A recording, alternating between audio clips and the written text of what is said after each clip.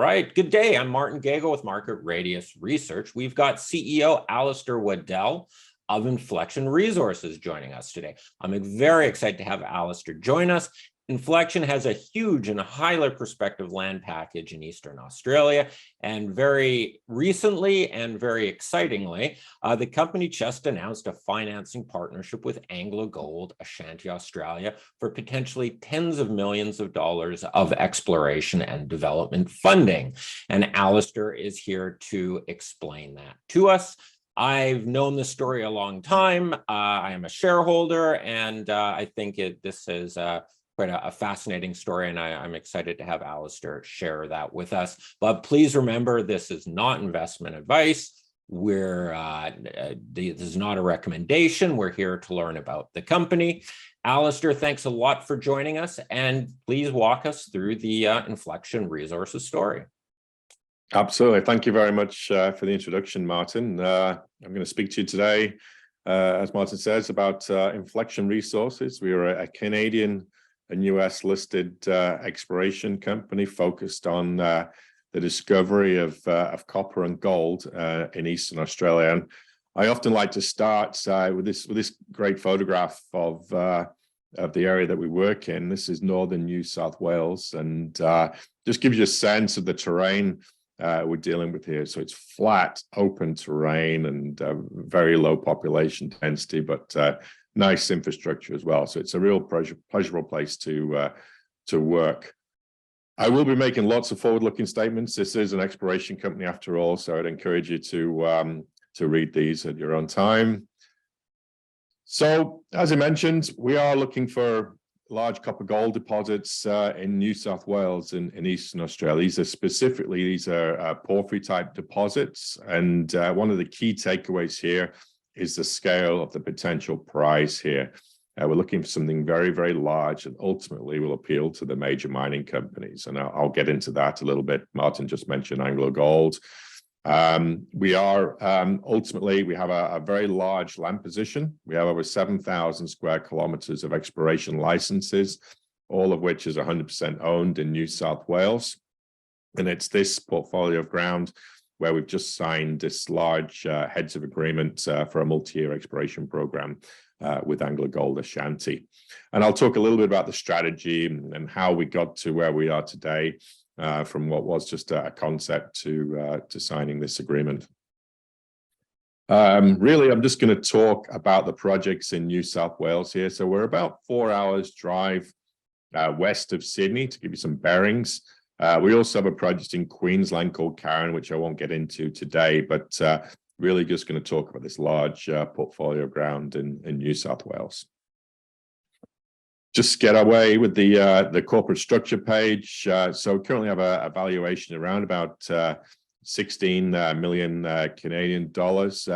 We've been very lucky to have such strong institutional support. We've got 3 significant institutions as major shareholders. So we've got Crescat Capital out of Denver, Resource Capital Funds, RCF out of Denver, and the Sprott Group as well.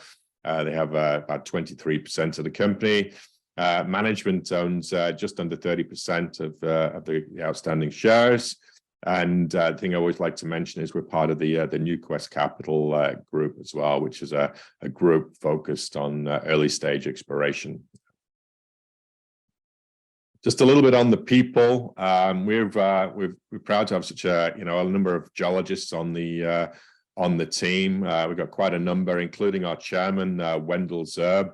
Wendell is a geologist, but also a former mining analyst at Canaccord and Pacific International. My background is as an exploration geologist. I spent my whole career mostly in early stage exploration, both on the junior mining side of the business and on the major mining side of the industry as well.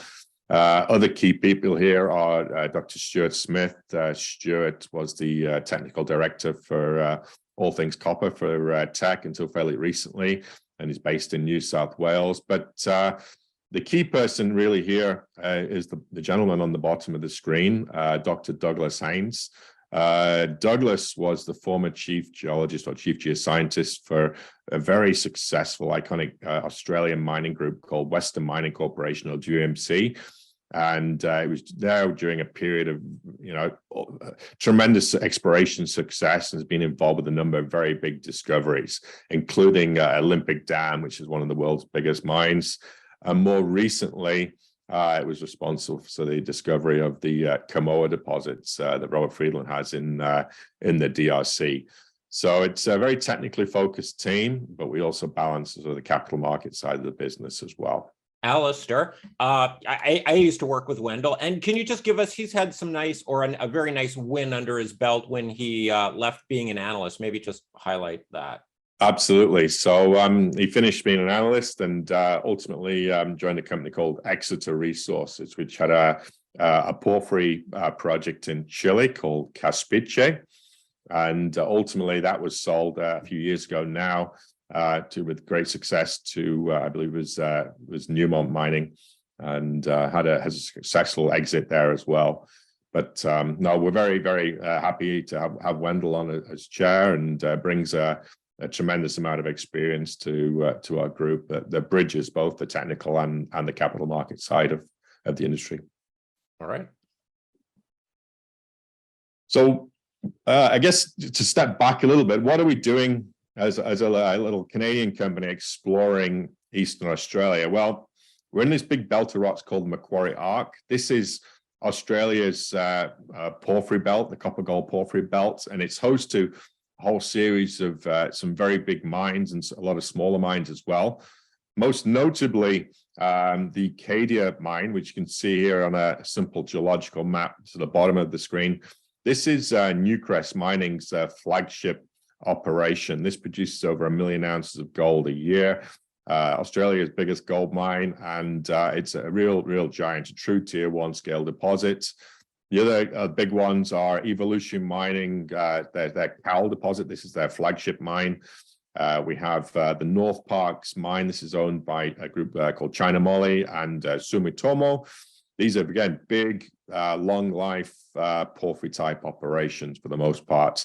But there's a whole host of other mines, and we have the northern extension of this very prospective belt, but it's covered with a veneer of post-mineral sedimentary cover, masking the prospective geology. And that was the opportunity, exploring this northern extension of this very well mineralized belt, where it disappears under young cover. And if you remember the slide or the photo I opened with, give you a sense of the terrain. It's flat bushland for the most part, but and there's nothing sticking out the ground.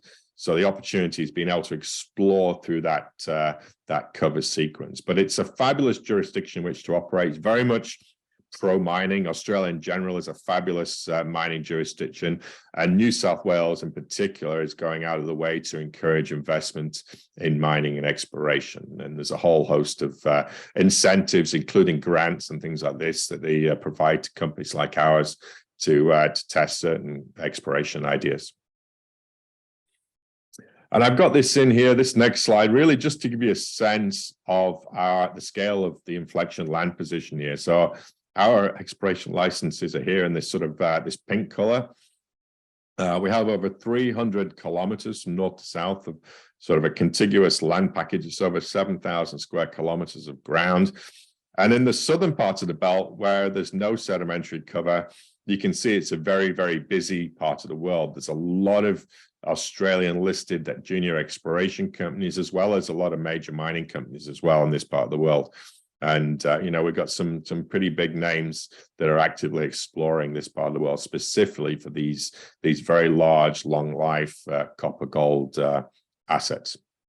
Alistair, how did you acquire? Did you stake the property yourself, or did you acquire them and you're 100% owned? No, at least no other sort of encumbrances upon it. A little more complicated with the Ashanti deal now, but did you stake it all, or how did that work? Yeah, so ultimately we were approached by Douglas Haynes, who I just mentioned, who had a number of ideas to explore for these big copper gold systems under the cover sequence. And we essentially acquired his intellectual property, which the area was completely free of claims or exploration licenses at the time.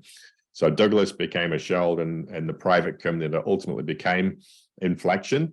And yeah, we went and literally acquired all this open ground. And it was kind of an incredible move in many ways, because at the time, I think there's people just hadn't taken that leap to explore the belt undercover. And, you know, despite being an incredibly busy place to the south, it was completely claim-free in the north. So that was kind of the opportunity. And the basic difference there, besides it being further north, is that there's overburden on your area, so you've got a little bit of stuff to get through at the top, while further south it's just straight into the rock. Exactly, yeah. So in the south, the terrain changes a little bit. It's kind of rolling hills and farmland for the most part, and there is outcrop. It's a little bit patchy, but you can actually map the geology, and in traditional exploration methodology generally work quite well. You know, things like rock sampling and soil sampling, and it's a little bit more obvious. Whereas we're heavily reliant on geophysical surveys, which I'll come to here. You know, this is again the terrain we're dealing with. You're talking about the sedimentary cover. It's flat. There's nothing sticking out the ground, but it's got this network of roads that service these very large commercial farms.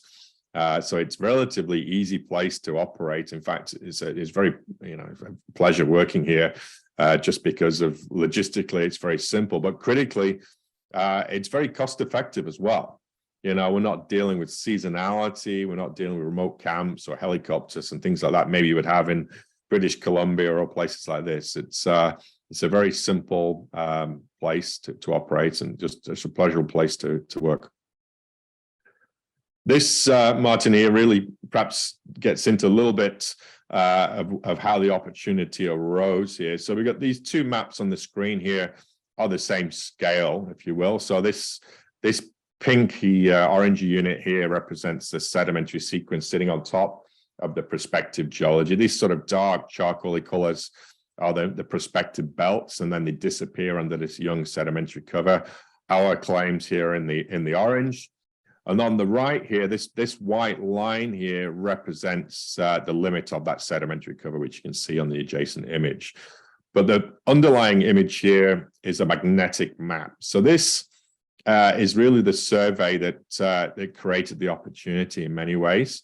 The government of New South Wales, to encourage investment in mining exploration, flew the whole state with these high quality, high resolution airborne magnetics. And what this did, it really demonstrated that the belt of rocks that hosts these big mines to the south clearly continues under this veneer of sediments. And what Douglas Haynes did, he essentially built this beautiful interpretive geological map, extrapolating the known outcropping geology to the south, all the way under the sedimentary sequence. And in addition to that, he identified a whole series of very large targets he considered analogous to these big deposits located further to the south, based on essentially their geophysical signature and characteristics. And the key here, Martin, was none of these targets had been drill tested before. So this was tremendously exciting. You know, the whole series of these big features, never been drilled, literally 2 or 3 hours up the highway from Australia's biggest gold mine. So that was the opportunity to take that leap of faith, acquire the ground to the north, and ultimately start systematically exploring these big targets. And we've been doing this ultimately since about mid-2018. We've been building up the land position. We've been drilling a whole series of holes across the portfolio. And, you know, the question arises, well, how as a little junior explorer can you do this? And the key for us is having lots of targets. Ultimately, these are geophysical anomalies, and they are just such, so there's no obvious mineralization. So the key here is being able to test lots and lots of targets as quickly and as cost effectively as possible, and critically testing big features that have never been drilled before, that have the scale to deliver a true tier 1 scale discovery that would ultimately appeal to a major mining company. So this is really the fundamental aspect to the strategy here, is testing big targets that have never been drill tested before. And how we do this is kind of the unique angle. We used what we call mud rotary drilling. And this is an image of a mud rotary drill. This is very cost-effective drilling, whereby we just blast through the sedimentary cover. We've got no interest in sampling or recovering any of that cover sequence, because we know it's unmineralized. So we just need to get through it as quickly and as cost-effectively as possible. We hit the prospective basement at depth, and then we do short diamond core drill holes at the bottom of these mud rotary holes. So the same rig doesn't move off the drill pad, drill down to basement, then they run down diamond drill rods and do short intervals of diamond core. And we typically do 2 to 3 holes in each of these targets. And we're looking for sort of favorable attributes in the form of either mineralization, alteration, things that suggest we're either in or in proximity to one of these alkalic porphyry systems that we've been targeting. And we analyze, as much if we possibly can from these shorter intervals of core. There's lots of specific things we do to that core to really give us a sense of where we are or where we aren't relative to one of these systems. But the key here is being able to turn these targets over as quickly and as cost effectively as possible.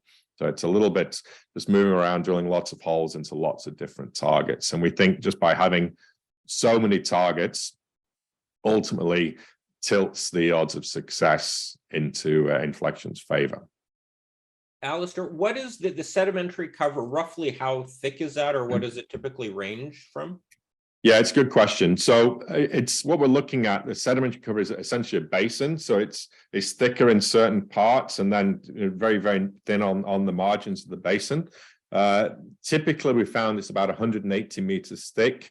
I think the deepest hole we've drilled in the cover sequence to date is about 360. So it's not insignificant, but we're also looking for something very, very large. And this is key as well. The scale of the target, the scale of the prize, we're looking for something very large that ultimately will appeal to a major mining company and really be exploited underground. And these big porphyry systems like Newcrest Cadia operation, the Northparkes operation just to the south of us, these are block cave operations whereby they essentially go underground and mine them from the bottom up.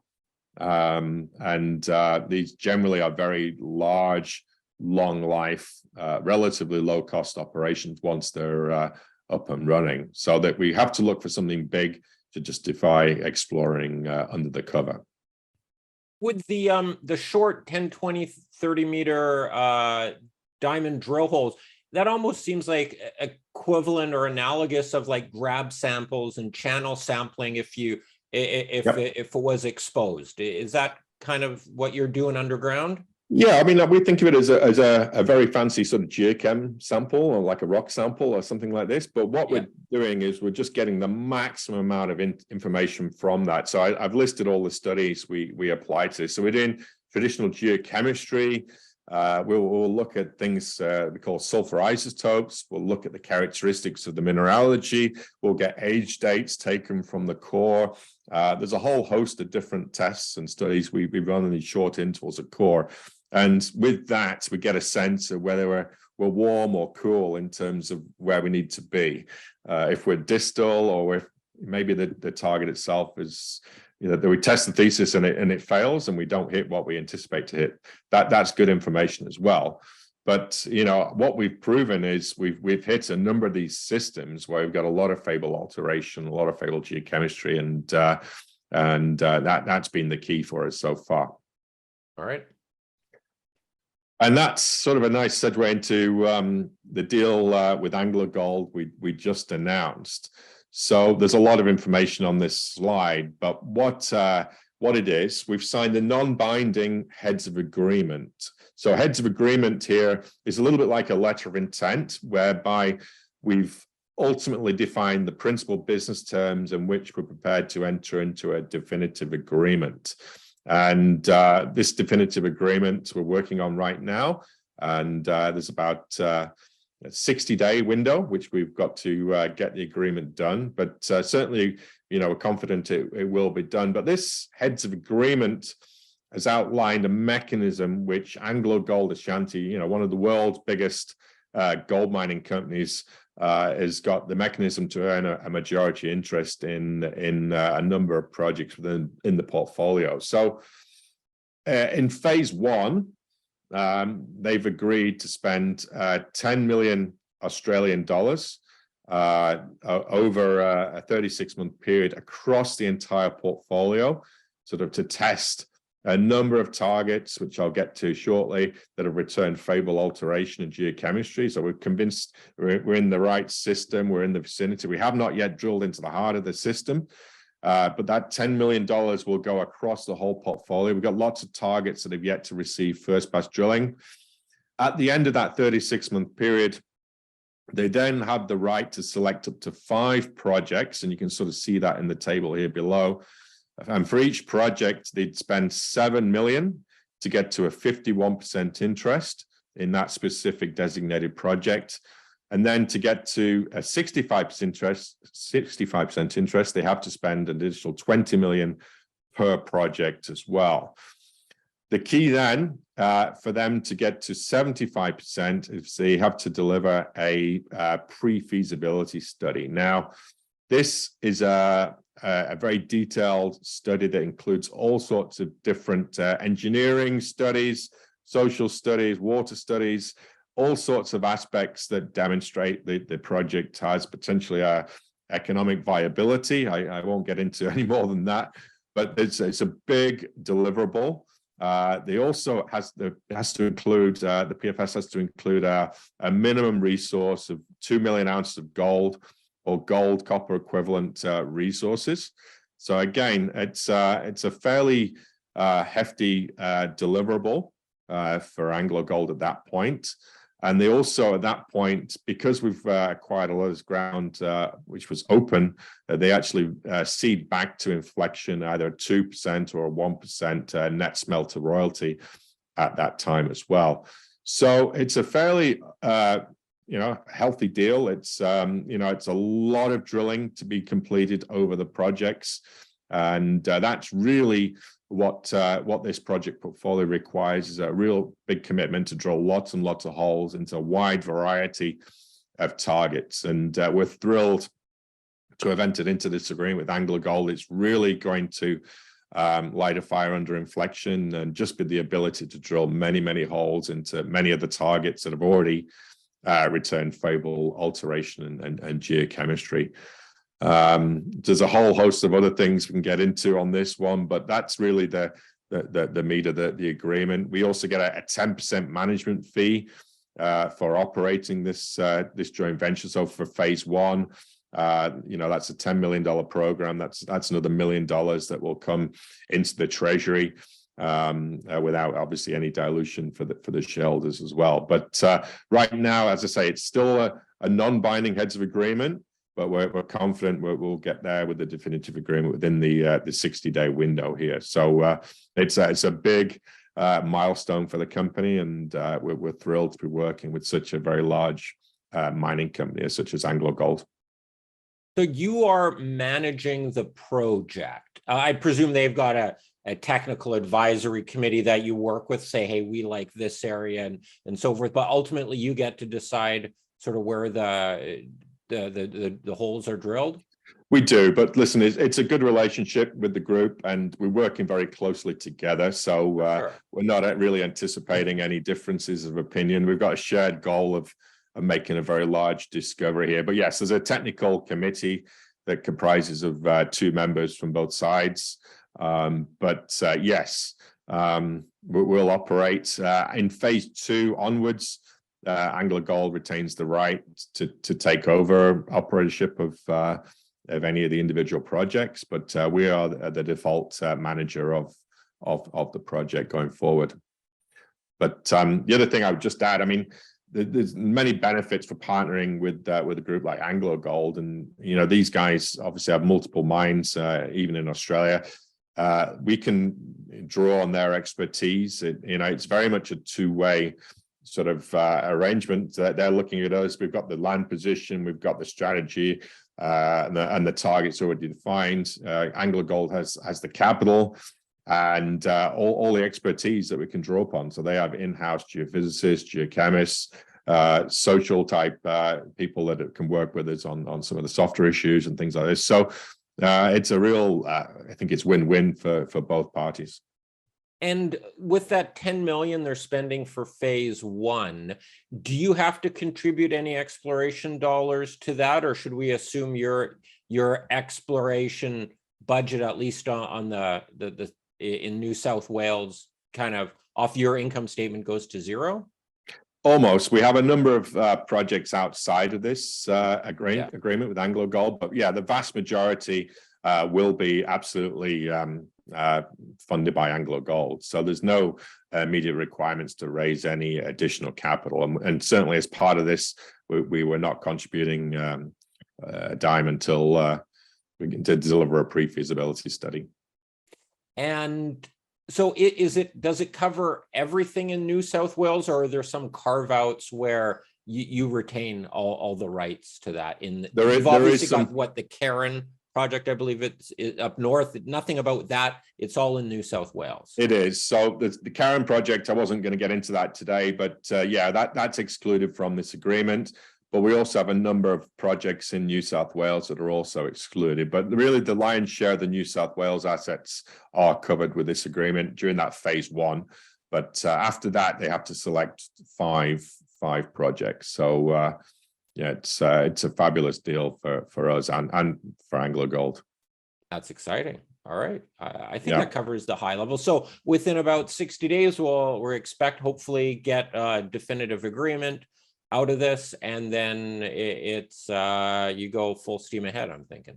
That's right. And so yeah, it's we'll go straight to drilling. I mean, one of the things about this agreement that I think appeals to AngloGold is the targets are defined, they're fully permitted for drilling, and we can hit the ground running the moment this agreement is signed, for sure. And I've just got this in here really as a snapshot of our current project portfolio. So this is sort of a graphic form of the various targets that are in the portfolio and where they're at. So we've got a number of targets here that have yet to be drilled with the first pass drilling. We've got others that have delivered sort of favorable alteration geochemistry that we're working through. And then there's also a number of targets that we've essentially drilled and killed. We tested the thesis and punted them out the portfolio. And this is a key part of any successful exploration strategy, is being able to turn projects over as quickly and as cost effective as possible. It's a little bit of a numbers game, especially when you're sort of deploying the strategy that we are here in New South Wales. But you asked me specifically about projects that are excluded from the agreement. It's really this cluster here and this project here and this project here. So the lion's share are covered by this Anglo agreement here. The most interesting one to date really is a project called Duck Creek, and this is a project we announced last year, and what it really did, it popped up on the radar of a few groups, including Crescat Capital, who came in and made a 9.9% investment in the company at that time on the basis of results at Duck Creek. And just without getting into the weeds too much here, Martin, this is a geophysical map, a magnetic map of the Duck Creek area. So these three maps are the same. They're just different scales, sort of zoomed in a little bit. If you look at the scale by here, 10 kilometers, 4 kilometers, 1 kilometers. And ultimately, we identified this feature on the left here as being very interesting on many levels. But ultimately, we're seeing, extensively very magnetic areas in the red with magnetic lows or sort of cooler colors in the blues. And we like to see this. We like to see sort of circular features surrounded by intense magnetic highs.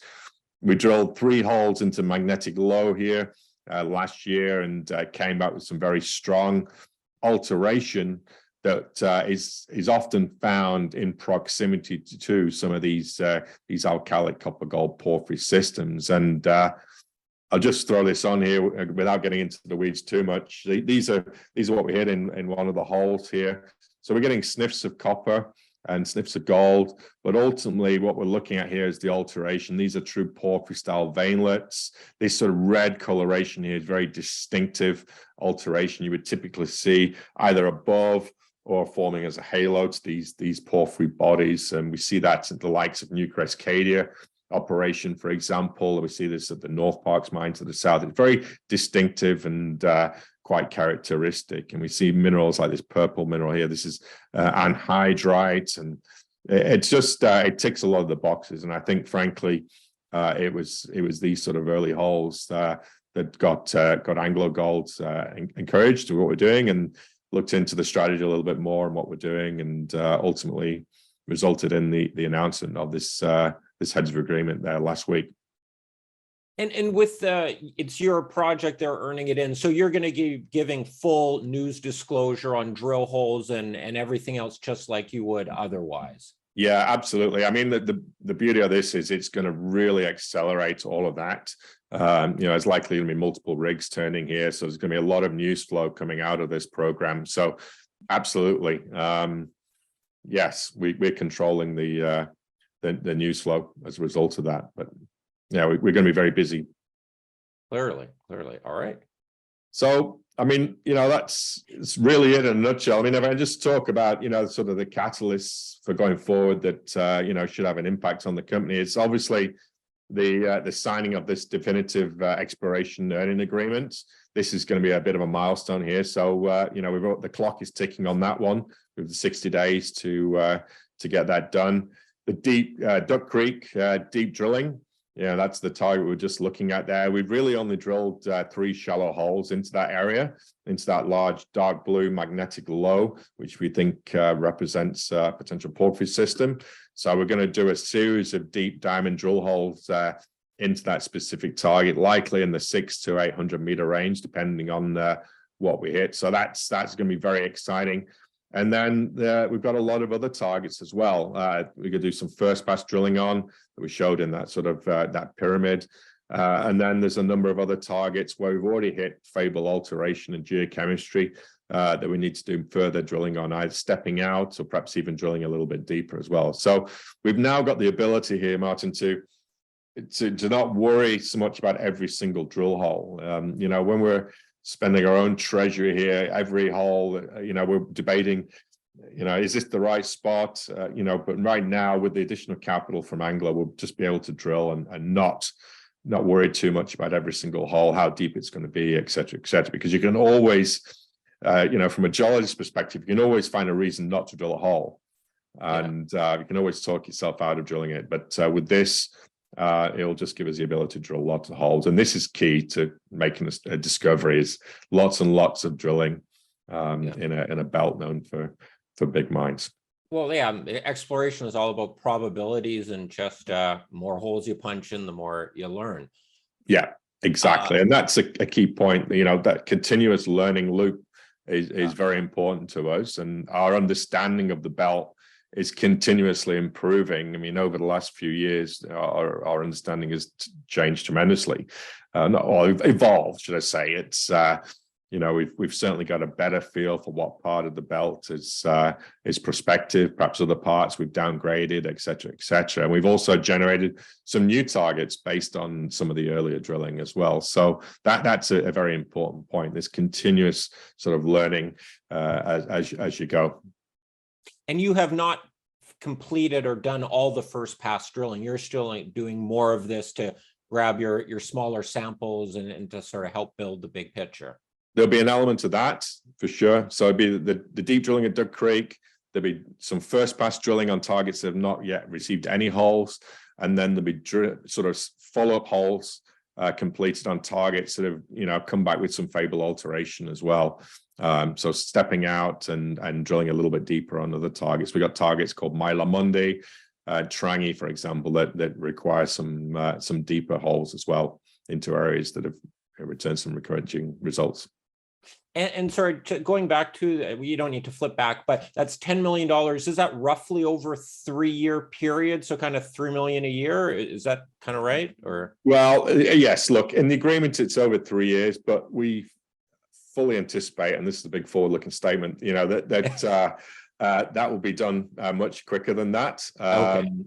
So it's in there to allow a little bit of wiggle room, frankly, to work a little bit with the Anglo budget cycles, and also to deal with things like rainstorms and whatnot. We had a very extended period of wet weather this last year, which threw a little bit of a spanner in the works, and so it's really anticipate for things like that. But it's certainly the intent to accelerate that, and I would be very surprised if it took 3 years to spend that amount of money. Yeah, it gives you the window, but you're trying to go as fast as you can, as fast as it makes sense to get the data, do the next point, and you don't have to stop and raise capital and then start again and do that whole exploration. All those timelines can be accelerated, at any time. So, if we made a discovery, then I would guarantee that things will be accelerated in a very rapid manner. And I would think even with your suppliers, like the drilling companies and that, you can say, look, we got a $10 million budget. We're not a question mark. Give us like a package deal on lots of millions of dollars worth of the work here. So yeah, it's very timely you mentioned that. So we had that conversation last night, actually. So we're going to be in a very good position to probably negotiate an excellent deal here for drill contracts and various things. So absolutely. All right. We have some questions here from the audience that let's jump in here. Is scout drilling, I guess the first pass drilling, the most cost-effective approach, or does the land package lend itself to using advanced exploration technology, for example, the iPulse technology that's being used by Ivanhoe Electric? So yeah, that's a great question. It's something we ask ourselves all the time. So I'm not sure about iPulse, but Ivanhoe has the Typhoon technology, which I assume is kind of the same.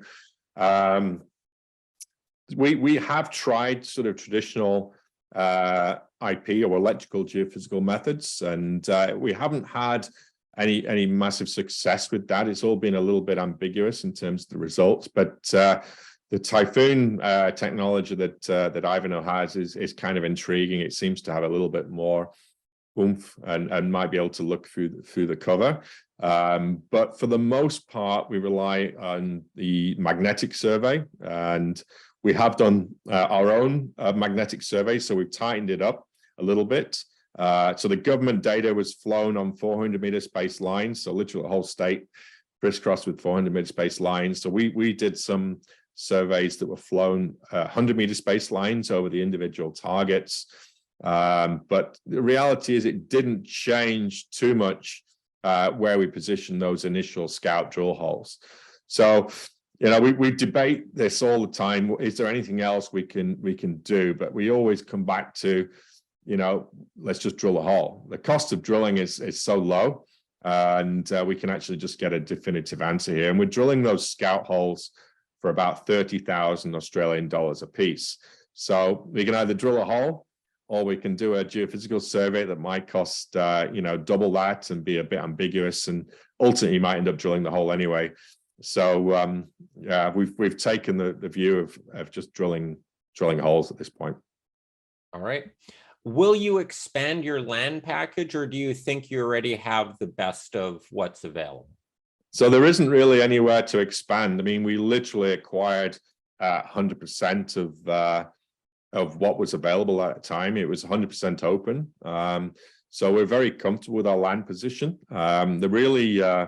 There isn't anywhere to go. We've had a few other groups that have come and staked in and around us a little bit. We've had an ASX junior explorer, and we've had a large iron ore company that has come and staked ground around us as well.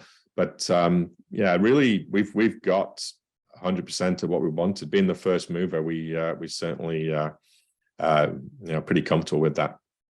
It's not really relevant now, but are there high holding costs then on having this keeping this land? Are you going to maybe jettison some of it once you think hey, we don't need it anymore, no reason to keep paying for it? So to answer the second part of that question first, yes, turning ground over is core to us. We won't hesitate to drop ground. If we test a target and test a specific thesis, and it fails, then yeah, we'll drop that ground without hesitation. In terms of the costs, it's relatively low. The real thing is the work commitment. So every year, or as part of the actual application to get the ground, you prepare a work program, and then you file every year with what you've done and what you're going to be doing for the next 12 months, et cetera, et cetera. So it's really about, actively working and exploring these exploration licenses. The cost to hold the ground is about $120,000 to $150,000, depending on where we are in terms of claim renewals and things like this. So it's very manageable. But it's really about working the ground, and the government of New South Wales has been very good with us, and I think they're very happy, and we're actively working the portfolio. So yeah, it's really that, just as long as you're doing something and not just sitting on ground. And if you're drilling, let's say on the south part of your 300-kilometer property there, does it sort of go towards credit to the northern part, or do you have to sort of do some work, like sort of spread it out across the whole property? You have to spread it out across the individual exploration licenses. Okay. But we have been doing that anyway, so it's not a problem. Okay, excellent. Are any neighbors exploring, or can anything be learned by their results, or are you effectively out on your own in completely untested areas? Well, we're obviously watching what our neighbors are doing, but for the most part, we're just out doing our own thing here. We're very much first mover, and as I mentioned earlier, these targets have never been drilled before, and that was the opportunity in many ways. There was a lot of unknowns, and there was a lot of discussion. When we started this whole initiative, there was a lot of doubt whether we could actually even drill through the sedimentary cover, and there was concerns whether the holes would collapse due to the nature of the sediments, and have issues with water in the drill holes and things like that. And of all the holes we've drilled to date, we've only lost one hole, and that was when we shut the rig down for a few days due to some torrential rains, and we couldn't get it going again. So it's been relatively straightforward, but for the most part, we're out there drilling huge features that have never been drilled before. So that's kind of the exciting thing. From an exploration geologist perspective, it's not every day you get to drill such big features that haven't been drilled before. So everything from the depth of the sediments, we have an idea based on our modeling how thick the sedimentary sequence is, for example. But it's a little bit of a unknown, and every morning I wake up and look, what the hell have we hit overnight? And that's tremendously exciting, because it could easily just tag into something big that's never been tested before. All right. Is there any independent research done on Inflection? Yeah, so we have Agentis, which is reports put together by Michael Gray.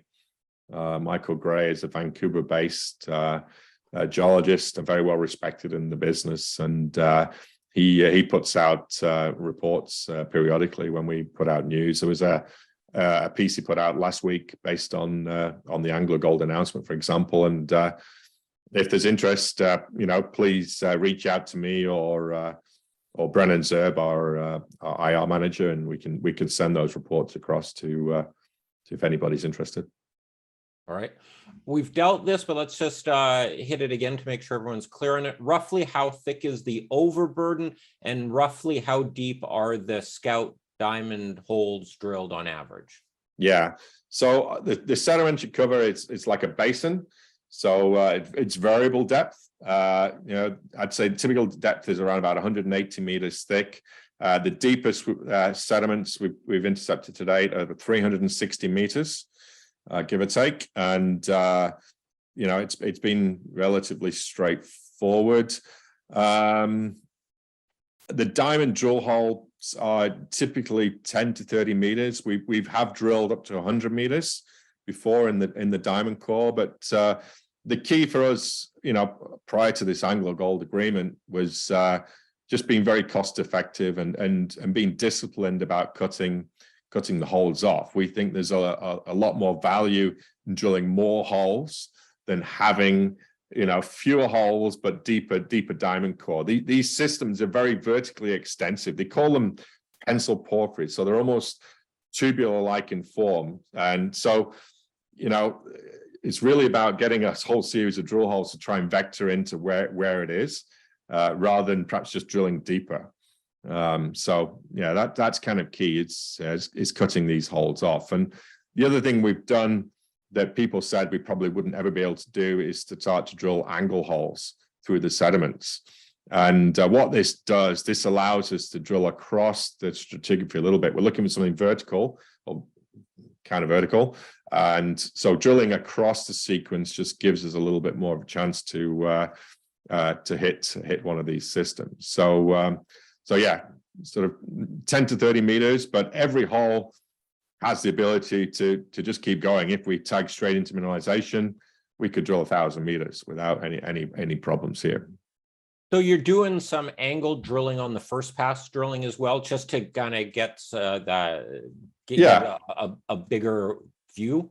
Yeah, to cut across the geology a little bit more. Yeah. I mean, they're fairly steep. They're like sort of 70 degrees. But yes, people think thought we wouldn't be able to do that. And yeah, it's just giving us that little bit of an extra, a little bit more geology to look at. All right. And it's got to be really tempting once you're in there. It's like, oh, an extra meter is so many. We just keep going a little bit further, but in the big picture, you got to take your sample and run. Yeah, you'd be better off drilling 2 holes rather than drilling another, 50 meters of diamond core. Yeah. All right. But it is tempting. You're right. How many drills are you expected to start with at Duck Creek initially? Yeah, so we'll talk about this, once we sign this definitive agreement. We haven't really locked this down with AngloGold yet, but my opinion right now is we'll have 1 rig dedicated to Duck Creek initially, and we'll have 1 rig sort of roaming around, looking at working on the other targets. But that's just me at this point. We're going to meet AngloGold in Toronto next week, and hopefully we'll hash out some of these details. Gotcha. Question here on insider buying. Is there any going on right now, and what would it take for you? Insiders already own a decent chunk of it to be buying some more. Yeah, we've been nibbling away at it, but we've been blacked out for the last little while. Well, this whole deal has come together, but yeah, we have been nibbling away. If you look at the filings and things like that, but yeah, we're heavily invested. We put a lot of our own capital and time into this, so yeah, we're well and truly committed. All right. On total expenditure, what percentage is spent on drilling? So yeah, it's a good question as well. So that's something we've been particularly proud of. I mean, to date, we've been running around about 60%, 65% on direct drilling costs. It's dropped off a little bit over the last 12 months, just due to mostly wet weather. But going forward here with this AngloGold agreement, I mean, it's going to be a very large percentage. It's sort of going to be, I think it's going to be close to sort of 85%.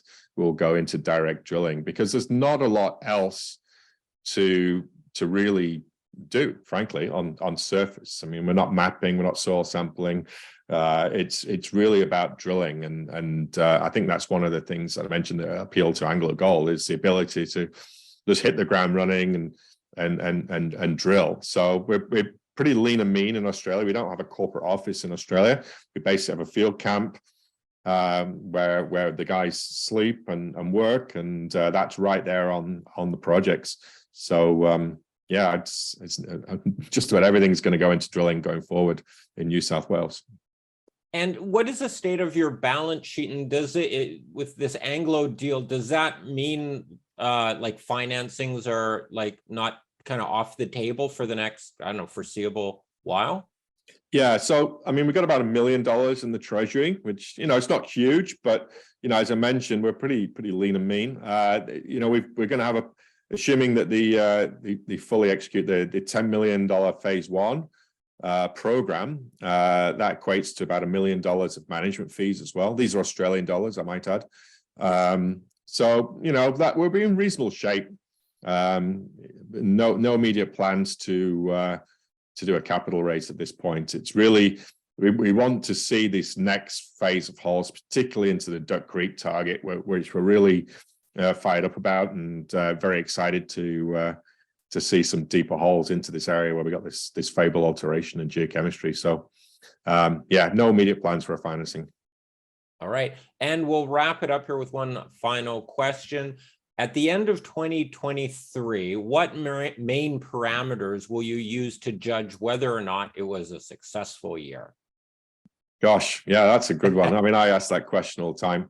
Yeah, it's, I mean, really, I'd love to see a discovery hole into one of these targets. I mean, in this year, we should get a lot of drilling done. Yeah. You know, we'll have a solid 6 months of drilling probably. So, yeah, I think, you know, I'd love to be able to drop some of the targets, you know, drill and kill some of them. I'd love, you know, things like get some holes into targets called Trangie and Mylamundi and Fairholm and Melmiland, but also Duck Creek. So I'd love to see a economic intercept into Duck Creek.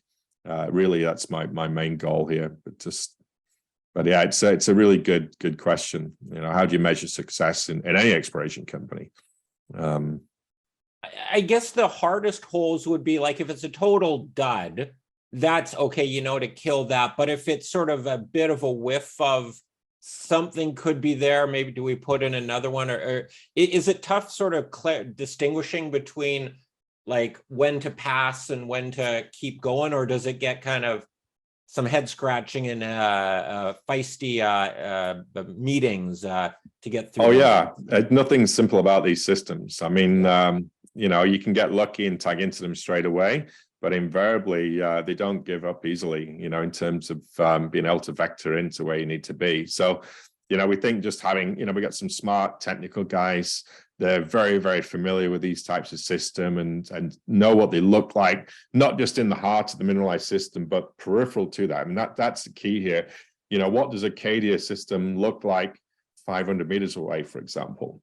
And you know, so it's you're right. It's you know, how do you really know when to stop? That's a question that really the whole industry struggles with, the exploration business. But yes, there will be a point, yes, when you have to walk away for sure. But we're a long way from that at this point. Yeah, well, and I guess when you've got a portfolio, and maybe this one's questionable, if you've got a beautiful one over there, then you know you put the focus on. If you've got lots of choices, then it's way easier to prioritize. Yeah, you've always got to drill the target that's going to give you the best chance of success first. And you know, but yeah, turning projects over and walking away from them is key, and we will absolutely do that. You know, if we test something, we're not seeing what we modeled, we'll walk away. All right, Alistair, that was really fun and lots of information there. Any final comments as we wrap this up here?